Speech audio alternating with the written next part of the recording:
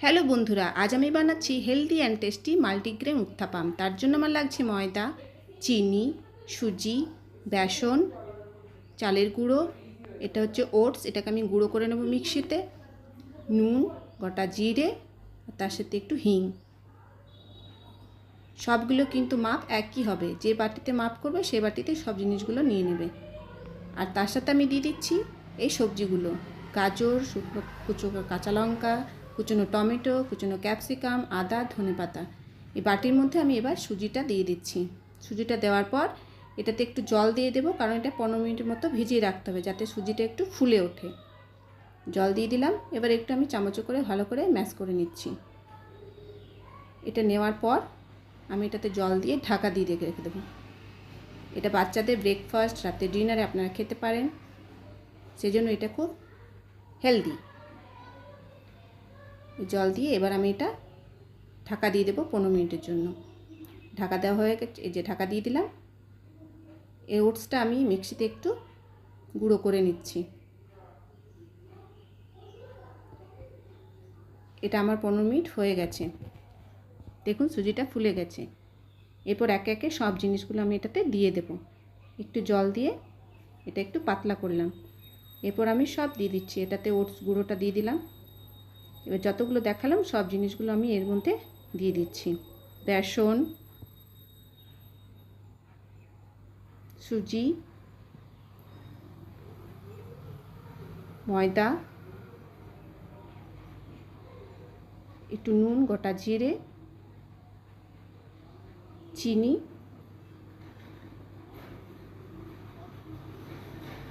আর দিয়ে দিচ্ছি জল। এটার একটু আমি ভালো করে স্মুথ ব্যাটার বানাবো।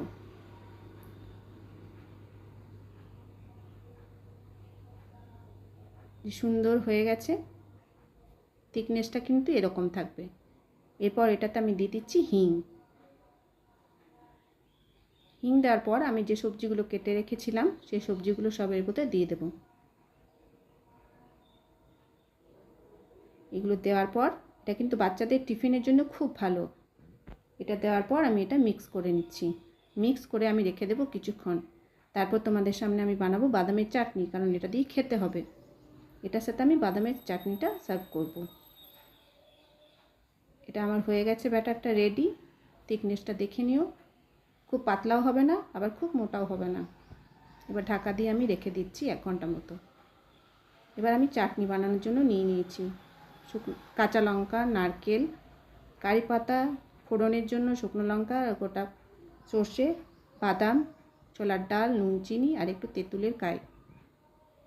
শুকনো কড়াইয়ের মধ্যে আমি ছোলার ডালটা দিয়ে দিলাম আর বাদাম দিলাম। একটু লাল করে ভেজে নিতে হবে। এই যে ভাজা হয়ে গেছে আমার। ভেজে নিয়ে এটা আমি শুকনো ভালো করে ধুয়ে নিয়ে এই যে মিক্সির মধ্যে দিয়ে দিচ্ছি। সব জিনিসগুলো একটু করে দিয়ে দেবো, ফোড়নটা বাদ দিয়ে। নুন, চিনি, নারকেল, কাঁচা লঙ্কা, তেঁতুলের কাই, এই দিয়ে আমি একটা সুন্দর পেস্ট বানিয়ে নিচ্ছি। Paste ready. চাটনি কিন্তু আমার রেডি হয়ে গেছে। এরপর এটাতে আমি ফোড়নটা দিয়ে দেব। নুন আপনারা আন্দাজ করে দেবেন। কড়াইয়ের মধ্যে একটু তেল দিলাম। এরপর শুকনো লঙ্কা দিয়ে দেব আর গোটা সর্ষে দিয়ে দেব।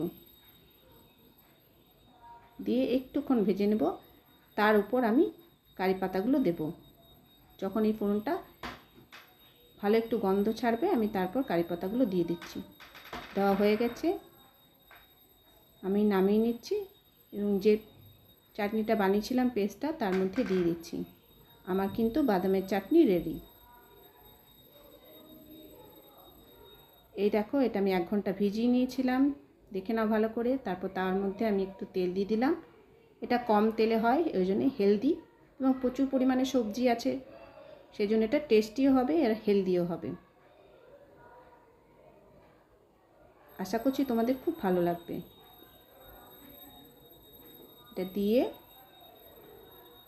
সুন্দর করে বানিয়ে নিতে হবে। গোল করে দিয়ে দিলাম, নিচের দিকটা একটু করতে করতে তারপর আমি এটাকে উল্টাবো, সঙ্গে সঙ্গে কিন্তু উল্টে দেবো না। এই যে হয়ে গেছে, আমি একটু উল্টে নিলাম।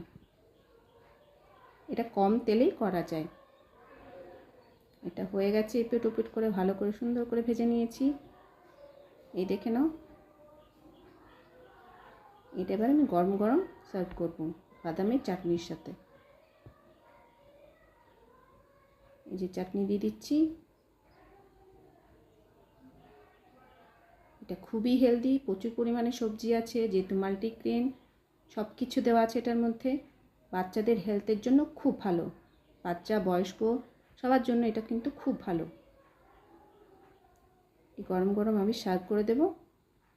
আমার মনে হয় বাচ্চারা খুব আনন্দ করে, এটা খুব এনজয় করে এটা খাবে। আপনারা বাড়িতে বানাবেন, কেমন লাগলো বলবেন।